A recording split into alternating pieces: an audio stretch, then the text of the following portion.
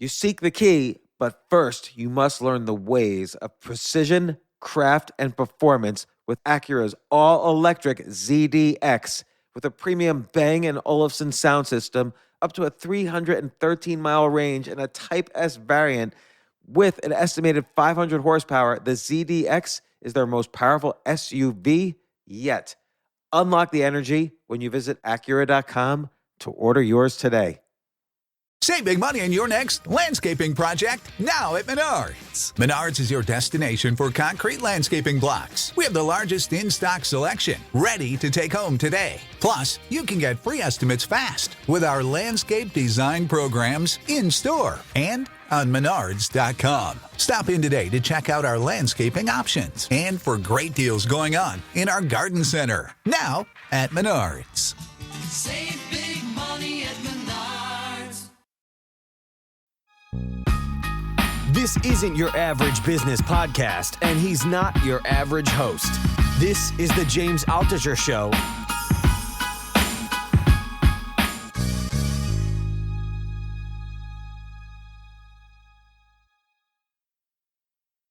Rolling.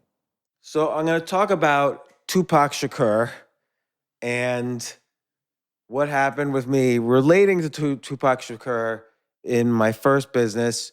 This was a critical lesson for me for business. First off, being an entrepreneur is, as you know, very hard. There is no easy route. People say, oh, I have an idea. Here's how a lot of people, I've noticed this. This is not a criticism if you think like this, but I've noticed a lot of people think of entrepreneurship like this. You get an idea, you raise money, like millions of dollars, you quit your job, you build a product, which you're sure is going to sell to everybody, and you sell to everybody, and you make a lot of money. Or you fail, but now you're an entrepreneur, and you failed, so now you have another idea, and you raise more money, and life is wonderful.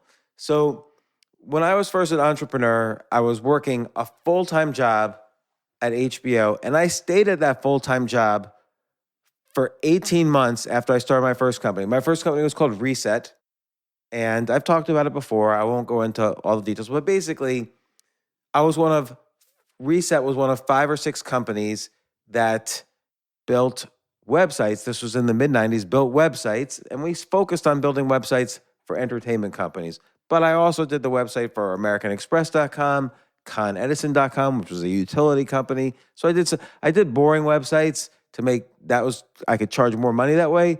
But we built a brand by doing fun, entertaining websites.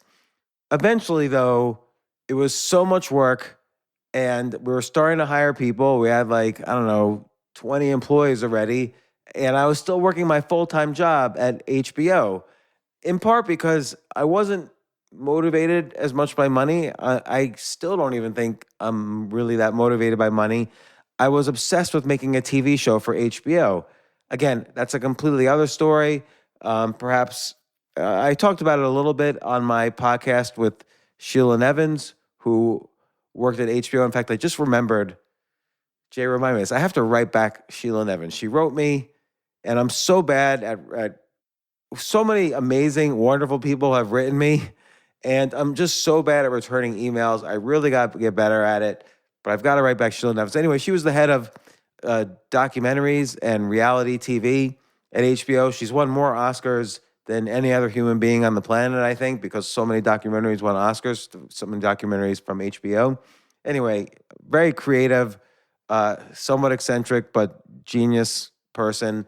And I was working on potentially turning my 3 a.m. project into a TV show. She gave me money to film a pilot, and we filmed the pilot. It was amazing. I did the pilot with another guy who's been on this podcast, John Alpert, who's a great documentary filmmaker. In any case, I started doing websites, and I did it for other companies, and I would work all day at HBO, and then around 6 p.m., I would head on over to Reset, where we had an office and employees and everything. I would head on over to Reset and literally work all night. And you could only do this when you're young. There's no way I would be able to do this now. Eventually, I quit my job. Here's what I thought was going to happen. This guy at Loud Records which among other artists they did the Wu-Tang Clan. He told me that, oh, the Wu-Tang Clan is going to need 18 different websites and you could charge $30,000 for a website.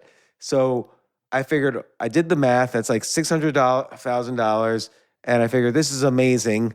Now's the time, after 18 months of doing both, now's the time I could fully quit my job and full-time be CEO at Reset.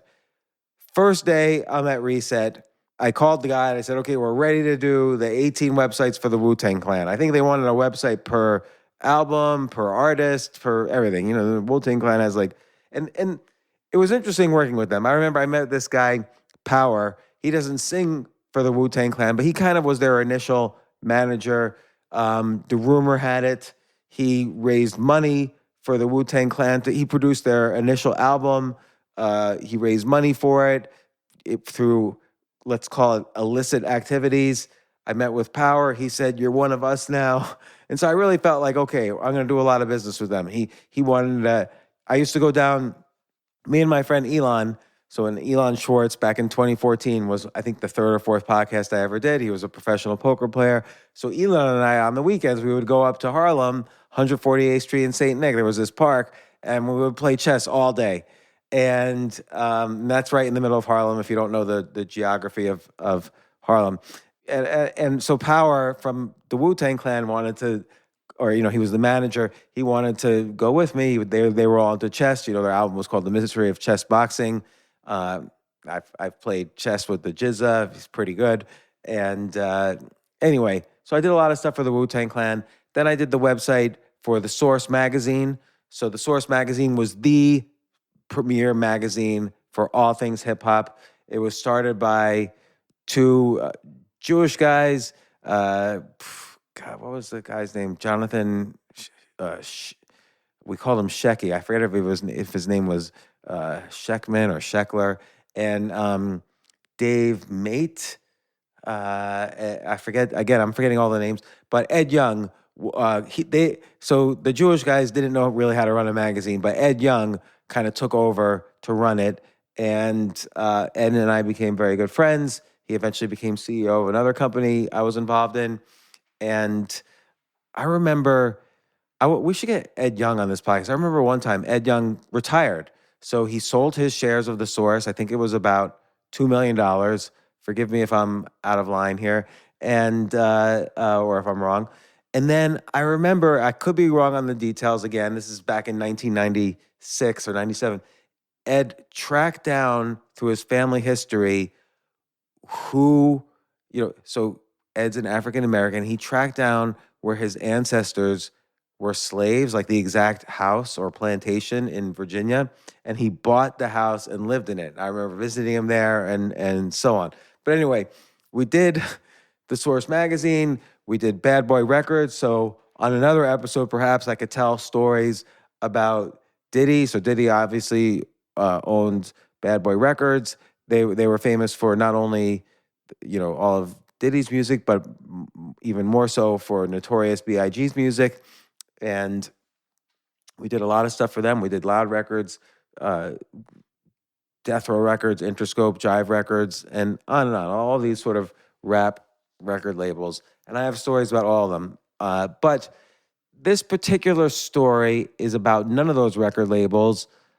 So of course, if you don't know the story, Tupac Shakur was killed. I think they just caught and put in jail the guy who killed him 20 or 30 years later. But Tupac Shakur was shot and killed. And he was this amazing rapper. You've heard a lot of his songs. And he had a new album coming out. And his mom wanted to release kind of his album plus a greatest hits. And so his mom talked to her manager. The manager talked to a guy I knew who talked to me and said, "Do you want to do Tupac Shakur's greatest hits album?" His mom's producing it plus his manager. And I said, of course. And it was going to be a $90,000 deal. Now, for an entrepreneur, so I was an entrepreneur, but I didn't have any money. So my first business, I didn't even know anything about raising money, like venture capital. What's it like? Why would I sell a piece of this company? And in a service business, like we would make websites for people. So in a service business, if you get more business, you hire people, and if you lose business, you get rid of people. Now, of course, I never wanted to get rid of people, and knock on wood, or not knock on wood, but fortunately, we never had to get rid of people. We were always, every month was bigger than the month before, but you don't know that in advance. So I was always, the beginning of each month, the clock started again. We had no recurring clients really. So, it was one-off. Like, oh, if HBO had a new show come out, I would do the website. If Wu-Tang Clan had another album, I would do another website. But there was no like, hey, we'll charge you $50,000 a month just to maintain all your websites. That we didn't really have any deals like that. So we were a bad model for a service business. So every month I had to kind of, I was much better at sales than I thought I would be. I mean, I was originally a computer programmer, but it turned out I was so passionate about the internet. Like, a lot of people didn't think the internet was going to be here to stay. Part of my job was convincing people you need a website and you need to do business on your website. And then I have to come up with all the ideas for their business. Here's what you need to do on your website. So as an example, JP Morgan, the bank, they didn't have a website. I met with them and I said, and they said, are you sure we need a website? And I had to say, like, well, one day you might, customers might be able to see their accounts, and how much money is in their accounts on your website. And plus it's good marketing for new customers. And I had to give them a whole set of ideas. And just like I mentioned earlier, I have to call back Sheila and Evans. JP Morgan would call me and say, yes, we want to hire you. And I would never call them back. I just was always bad at calling people back. It is a fatal weakness for me. I don't know how I've survived. I don't know how I've been able to build the network that I have with a complete inability at calling people back. And I beg people, please just email me. Let's have conversations with email me, because I can't talk to people on the phone. I don't know why. It's like this phobia. But that said, I just remembered another person I have to call back by Thursday. So that said, I never called JP Morgan back, but that was when I was still had my full-time job at HBO. So I wasn't as worried about me making payroll, because we had enough clients to make payroll, and I was in charge of HBO's website. And so I would always assign my own company projects from HBO. So I always knew I would make payroll from HBO. But once I left HBO to work full-time for my own company and run my own company, be CEO of my own company, I had to make sure I sold enough websites to companies to make payroll. And if I couldn't make payroll, I would have to both fire people and try to find the money, like borrow money from my parents or something, or they didn't have any money. So I had to, or dig into my own savings, which I didn't have any. I had a 401k from HBO with nothing in it, but I'd have to figure out how to pay people. So I figured, okay, if we get this Tupac Shakur deal, I've got payroll probably for 2 months at least. This is great. And so the meeting gets set up. My friend who worked at Loud Records at the time, he was going to meet me there. And one thing you should know about the music industry is that, and for anybody who's ever had even 5 seconds exposure to working with the music industry, you know what I'm talking about. It is the most insane, unreliable, just BS industry you could possibly imagine. I would say just about every record label I did business with had some connection to either crime or organized crime. And I'll distinguish between crime as just being bad people, and organized crime is exactly what it means, organized crime. So I could write a whole book of stories just about doing websites for the music industry. It probably wouldn't be that interesting, but there's lots of stories. So anyway, this is not necessarily, though, a bad story, except I show up at this meeting and my friend from Loud Records, who had been the intermediary, that I needed him because he was the person who introduced me to the Tupac Shakur's manager and Tupac Shakur's mom. He would be kind of the intermediary here. And of course, I would give him a cut if I got the deal. I think I was giving like 10 or 15% cuts to people who were intermediaries for me at that point.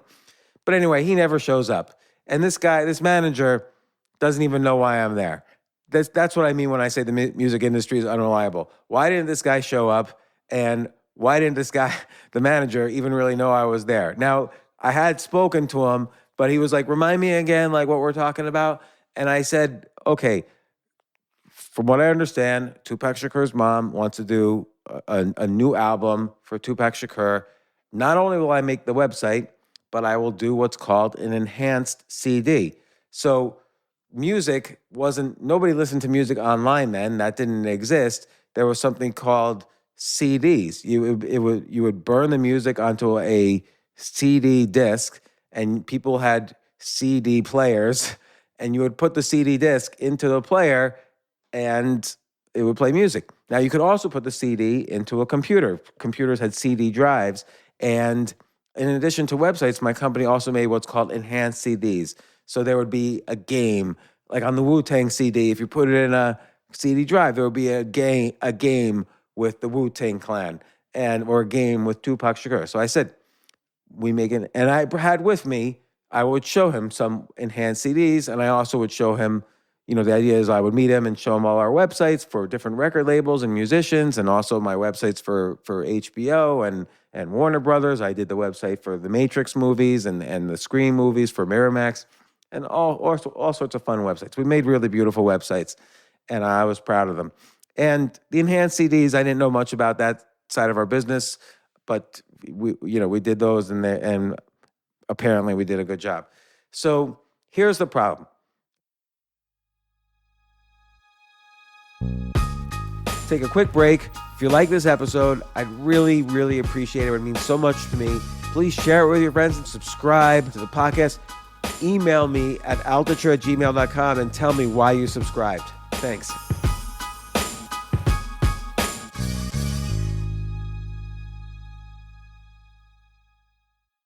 Yes, it's totally true. Airbnb has changed my life. If anything, they have made my life so much better. Like, I used to live in Airbnbs. I lived in over 100 or 200 different Airbnbs over a 3-year period, and I loved it. I became a really good guest of Airbnbs, and I got to know lots of hosts. So when I initially owned a house, of course, the first thing I thought was, I'm going to turn my house into an Airbnb because I travel a lot. So why leave my house unused when I can make a side income by letting others Airbnb my house or come to stay in my house as guests? And having my own Airbnb or being a host for Airbnb has allowed me to do just that. And I've met other hosts. I've actually spoken at Airbnb's host conference. I think it was in 2017. I met so many just nice hosts. It's a great community.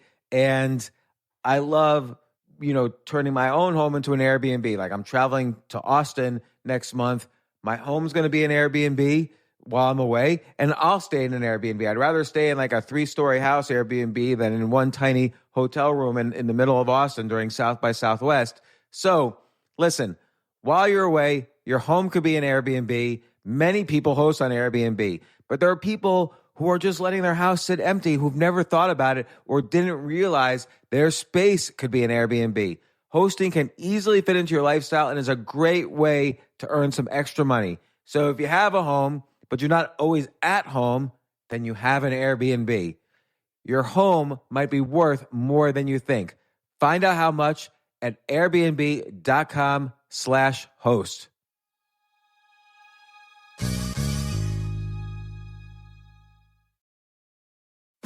1 in 8. That's how many people have worked at a McDonald's, who serve millions the best Big Mac and best birthday party they've ever had. Who haven't just seen kids graduate from a Happy Meal, but have gotten help graduating themselves. Because they know the skills learned here Bienvenidos. Welcome to English Under the Arches.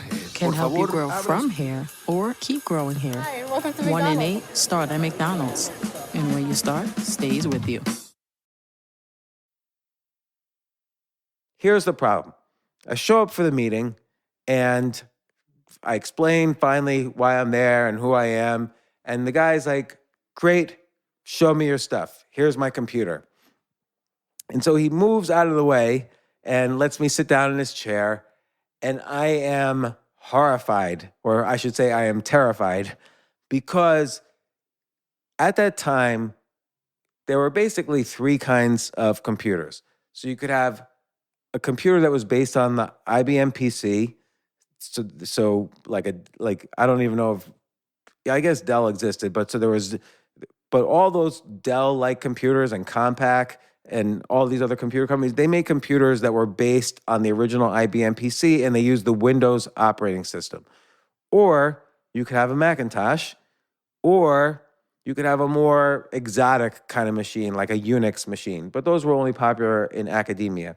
So at Reset, we had only Macintoshes because Macintoshes were great for design. And at HBO, we only used Macintoshes. And when I was a grad student and I worked a little bit as a programmer after grad school, I only used Unix machines. So I was only familiar, in my entire life, I had only ever used Unix machines and Macintoshes. I had never once touched a Windows-based machine. And so I had no idea how to use a Windows machine. I had zero concept. And so I was really hoping the guy from Loud Records, the intermediary, would be there because he knew how to use a Windows machine just in case I needed to use it. Now, of course, I learned a lesson from this, but I'll get to those lessons later. So I'm sitting down and I'm just sitting there and I have no idea where to put, I don't even know how to turn on the computer. And so I finally said, listen, do you have a Macintosh? And he's like, no, this is my only computer. It's a PC. And I said, well, to be honest, I don't even know how to turn it on. I've never used a Windows-based machine. And he like put his hand on his forehead like he had a headache or something. He's like, what? And I said, if you had a Macintosh, no problem. But I've never used a Windows machine. And he's like, you're coming here. So he said this to me. He said, you're coming here to pitch me to give you $90,000 to do a website and enhanced CD, and you can't turn on the fucking computer. That's what he said. I'm sorry for the language. And I said, well, I'm good with computers. I went into my old I went to grad school for computer science. I've used computers all my life, or as long as they've existed, but I only have used Apple Macintoshes and Unix machines. And he's like, yeah, but the whole world uses PCs. Nobody even uses those other computers. And it's true, at the time, nobody really used Macintoshes. In New York City, HBO and Philip Morris, the cigarette company, were the only ones known to use Macintoshes for the whole company. And of course, design companies, smaller companies use Macintoshes, and web companies like my company, Reset, we use Macintoshes, but I didn't know how to use a PC, a Windows-based machine. I couldn't turn it on, and if I turned it on, I wouldn't be able to find out where, I probably would have to download a web browser for him, and I wouldn't even know how to find the web browser if he had it on his computer. I just didn't know anything. And then I'd have to, show him my websites from that. So, and by the way, I didn't know how to, if I put a CD into his CD drive, which every computer had then, I wouldn't have known how to find the CD, the enhanced CD, the software on his computer. So I was just completely incompetent. And he kept repeating, you gotta be, sorry for the language, you gotta be fucking kidding me.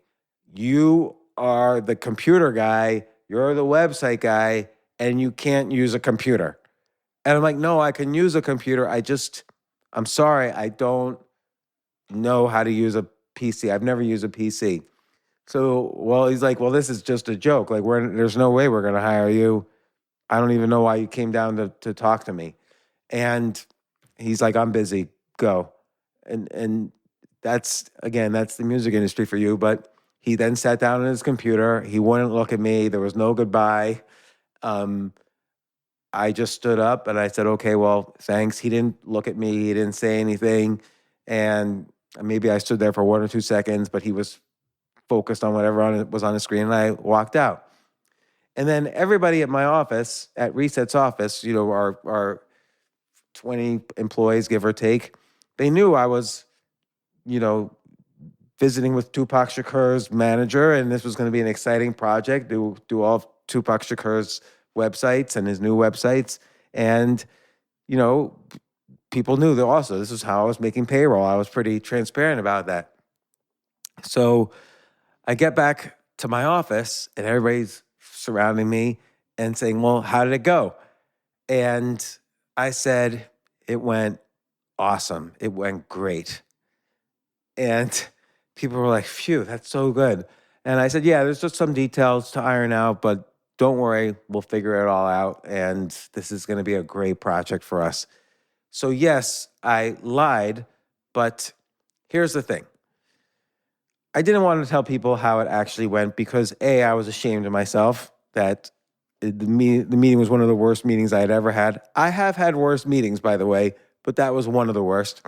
And of course, I didn't get the job, and there was no chance I was going to get the job. And I was ashamed. And I also was scared that I wasn't going to make payroll that month.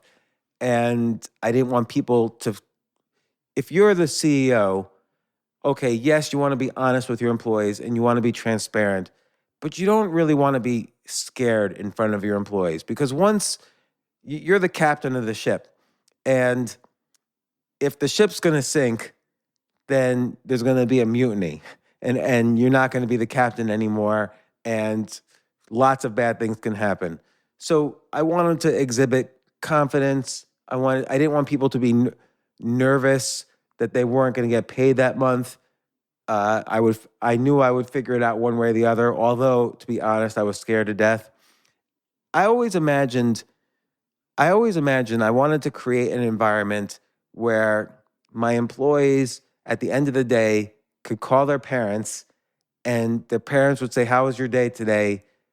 And they would say, it was the best day ever. I learned so much. I have so much fun at this job. I'm doing exactly what I love." So I wanted to create that kind of culture and that kind of environment. And only as a last resort would I admit that there was a problem. Now, I did talk to people about, like banks, about maybe borrowing money to make payroll, but that wasn't really working out because I didn't have any recurring contracts that I could borrow off of. And that's how you typically borrow money. I didn't know anything about business. Let's put it that way. I knew about the web. I knew how to make a website. I knew how to program. I turned out to be much better at sales than I thought I was, although not good enough to dig myself out of the hole I did with Tupac Shakur's manager. So I had some skills at business, and I was pretty good at managing employees and keeping calm in the face of adversity and so on. And I was very good, oddly, at making partnerships. Anything sales related, I was good at. Plus, I knew how to get things done. So I could get a website, test it, and deliver it on time and manage the people and the projects who were doing that. But so I came back and I said, it went awesome.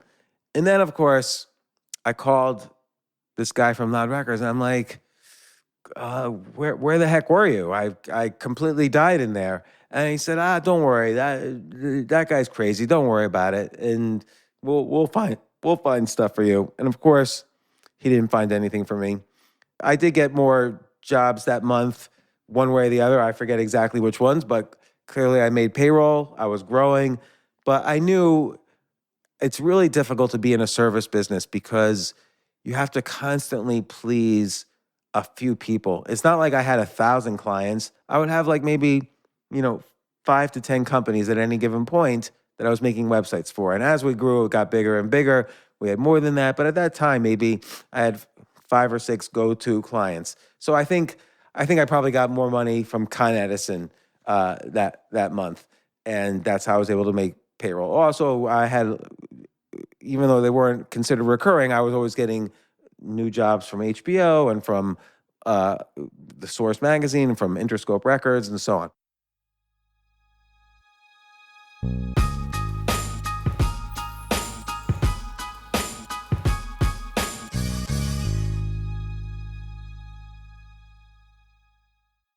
I remember last year I was asked to go speak at the Norway Business Summit, and I was so excited because side by side with the Business Summit was the Norway Chess Summit, where I would get to see in person Magnus Carlsen, the best chess player ever, playing chess.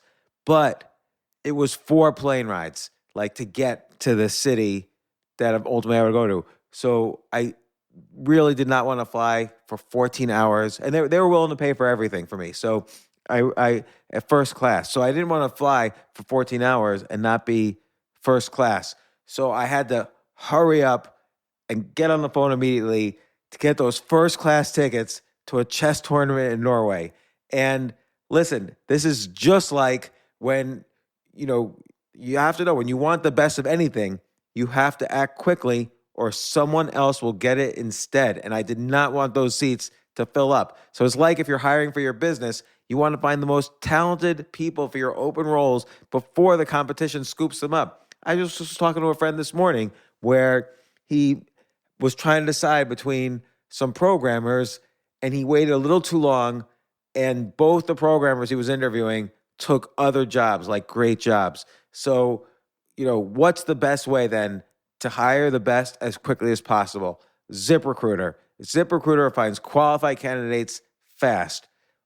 And right now you could try it for free at ZipRecruiter.com/James.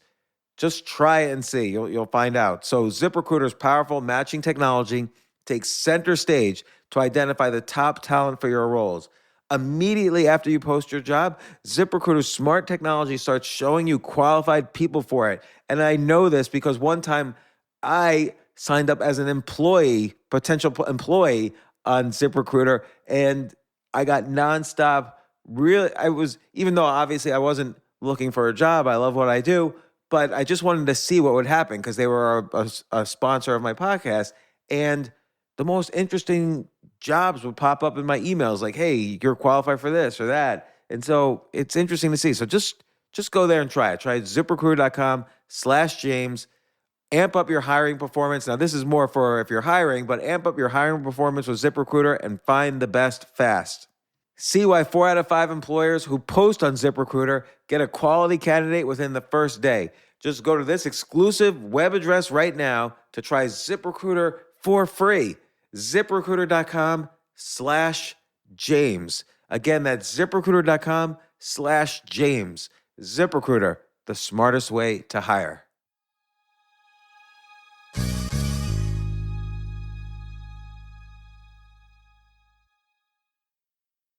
Shopify is the global commerce platform that helps you sell at every stage of your business. With the internet's best converting checkout, 36% better on average compared to other leading commerce platforms, Shopify helps you turn browsers into buyers. In fact, Shopify powers 10% of all e-commerce in the U.S. Sign up for a $1 per month trial period at shopify.com/podcast free. All lowercase, shopify.com/podcast free. Shopify.com/podcast free. Here is the point. One is bad things are going to happen all the time that are unexpected. I obviously could have prepared better for that meeting. I could have brought someone with me who knew how to use a PC, or I could have learned how to use a Windows-based machine. My goal then was to try to reach out to 1 new client or 2 new clients a day. And so, I should have realized, though, as part of the sales process, I shouldn't go to a meeting by myself. I should always take with me someone who is good at follow-up and knows how to use a PC. And again, I should have learned how to use a PC. And B, I shouldn't have relied on someone who I knew was unreliable to be at that meeting. That's happened to me quite a bit also, where I rely on the unreliable. You learn sometimes the hard way very valuable lessons. So as I've mentioned on other podcasts, you are the average of the 5 people you spend time with. And if you spend time with, even in a business context, people who are largely unreliable, then you're going to have an unreliable business. You will be an unreliable businessman yourself. And so I was unreliable because I was hanging out with people who were unreliable. Fortunately, I had enough people who were reliable as well that I survived as a business and went on and we got bigger and bigger until we sold the company, which is completely another story. So the other thing is, there, you can either be pitiful or you could be powerful. And I didn't want to go back to the office and be pitiful. It's not my employees' responsibility to make me feel better when I'm feeling miserable. And if I'm pitiful, then they're going to look for new jobs and they're going to feel pitiful about their own lives. When they were still working on jobs for me, I needed them to have confidence, to be happy they were with a growing company, which we were. That was no lie. And I wanted them, they also worked on all the boring jobs because they knew I was getting lots of cool, exciting jobs like, the Matrix movie or Tupac Shakur or Wu-Tang Clan or whatever. So they knew I was getting a lot of creative projects as well. So that kept them incentivized to work for the boring projects like Con Edison or American Express.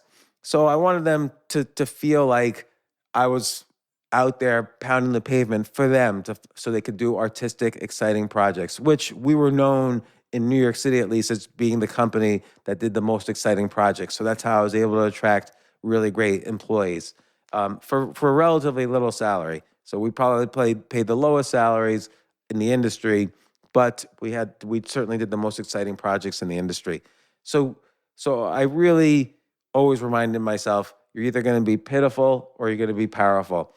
And I needed to exhibit a powerful presence as I was building this company. And again, it was here it is, almost 30 years later, where I remember, or not quite 30 years later, some 26 or 27 years later. But this was a big thing that I remember because it was such a devastatingly bad meeting, and I shouldn't have even come close to having a meeting that was that bad. But I was unprepared. I relied on unreliable people. I was trying to get big in an industry that itself was unreliable. I mean, if I were to begin to tell you, I have to have enough courage to tell you some of the other stories. Okay, I'll tell you one story where one time I was invited to this party. I won't mention the record label. And it was kind of their annual Christmas party. And I remember there was another guy from the web industry who was at this party who apparently got beaten up so badly at the party, he had to go to the hospital. So that could easily have been me or any of my employees. None of us went to that party. But that was the sort of thing that was like a regular, that wasn't even unexpected. It wasn't like a surprise that happened. So, but anyway, and also another important lesson was, and I didn't really know how to solve this lesson at the time, but you should really have more than 1 month of payroll in the bank. And I very rarely did. I needed to be a lot better at sales than I was. I was usually pretty good at selling once I was in the room with somebody, but I had a hard time because of my problem of calling people. I had a hard time initiating the meeting. So I used lots of intermediaries, and I would pay the intermediaries pretty well. But I needed more intermediaries, and that was very difficult for me to find. So this is all just a story I wanted to say about entrepreneurship and about my own experience of entrepreneurship. I learned some lessons from it. Hopefully listening to this gave you a lesson or two. The most important being, be prepared for a meeting, work with reliable people. And also the good thing is, always exhibit confidence to your employees. They don't need to know every detail of the business. They just need to know you're fighting for them. And that's important. And one thing I'm proud of with this company, Reset, is that the employees of that company still have, to this day, annual reunions where they get together, they're friends, they meet each other, and so on. And I've never worked or been involved in any other company like that since then. So I'm very proud of that. But that's my Tupac Shakur story. If you like this, please subscribe to the podcast. Tell me on Twitter that you like this, and I'll tell you more and more insane stories about entrepreneurship, and hopefully there'll be lessons from each one, because entrepreneurship is very difficult, and I feel you could be an entrepreneur and an employee of a company. You could be an entrepreneur within a corporation. If you have ideas and you're pitching those ideas internally, there's an an element of entrepreneurship, even being an employee. But if you're entrepreneurial or would like to be, it's a very crazy world. There's lots of lessons to learn. It's very difficult. I wish I had someone tell me some of these things before, when I was an entrepreneur. Like, I wish I had had a mentor at that point, but I didn't. And I'm hoping some of these episodes could be like virtual mentorships for the listeners. So if you know of someone who should listen to these, feel free to forward this on and let me know if you like this episode. Thanks very much. All right, now I'm going to go back and call my parents. Tell them I have a good day at work. Yeah, exactly. All right, thank you, James. That was a great story. You're welcome.